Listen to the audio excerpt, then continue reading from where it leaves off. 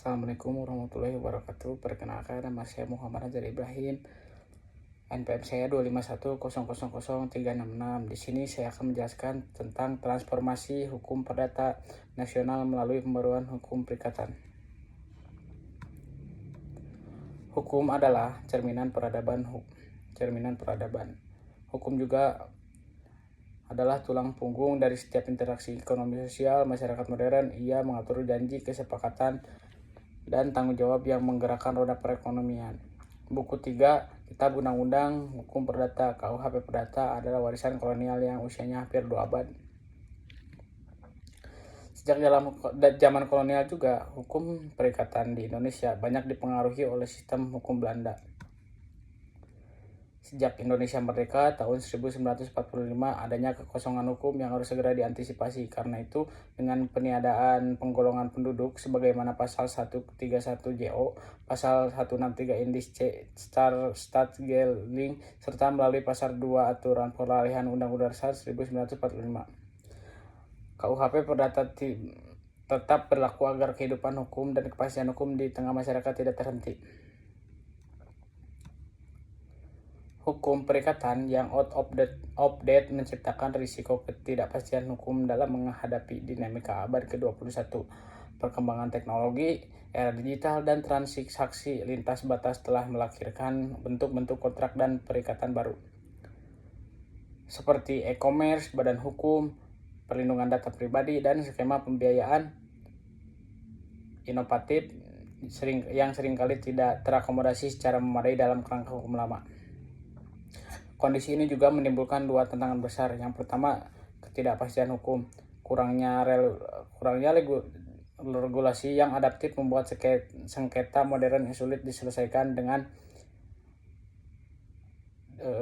adil dan efisien, menghambat iklim investasi dan bisnis. Lalu yang kedua, kesenjangan keadilan. Norma-norma lama gagal memberikan perlindungan yang memadai bagi pihak yang lemah, terutama dalam kontrak baku dan transaksi digital. Oleh karena itu, pembaruan hukum perikatan bukan lagi sekedar pilihan, melainkan keniscayaan konstitusional dan kebutuhan ekonomi bangsa ini. Lalu, konferensi nasional ini juga hadir di tengah kebutuhan mendesak untuk memperkuat dan memodernisasi substansi hukum perdata di Indonesia.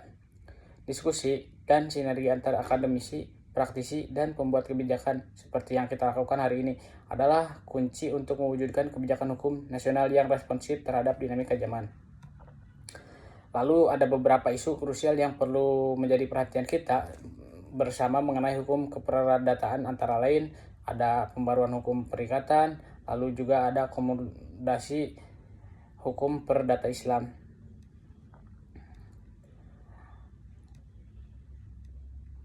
Sejak diberlakukannya sejumlah ketentuan dalam KUHP Perdata, sudah banyak yang tidak berlaku lagi. Ada yang dicabut oleh peraturan perundang-undangan nasional, dan ada pula yang disisihkan oleh keputusan-keputusan hakim melalui jurisprudensi.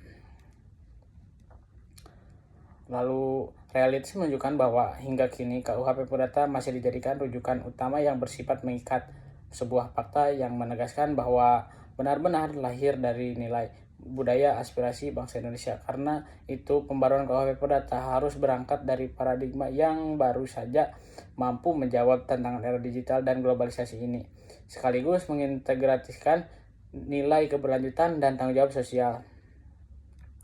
Selain pembaruan hukum perikatan, kita juga dihadapkan dengan tantangan lain, yaitu harmonisasi hukum perdata adat, lalu sinkronisasi peraturan lintas bidang, lalu ada juga perlindungan hak anak dan perempuan.